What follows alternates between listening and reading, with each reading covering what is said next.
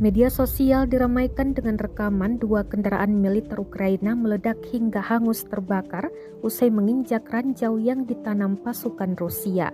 Rekamannya beredar di Telegram pada Senin 12 Juni 2023. Dalam keterangan unggahan disebutkan dua mobil militer Ukraina diledakkan di ladang ranjau satu persatu.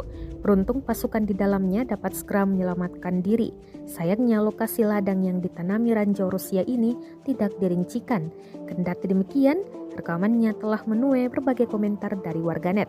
Diketahui pula, hingga saat ini perang yang terjadi di antara pasukan militer Rusia dengan Ukraina Selasa 13 Juni 2023 telah berlangsung selama 475 hari. Konflik antar negara bertetangga tersebut sampai saat ini terus berlanjut dan belum tampak akan segera berakhir.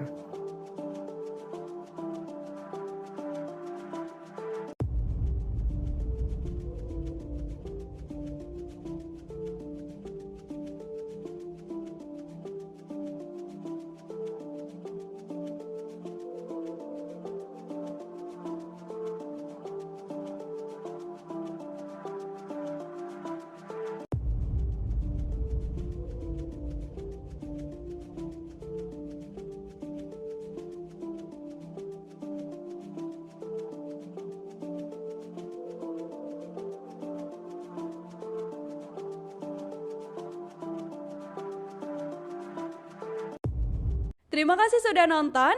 Jangan lupa like, subscribe, dan share ya.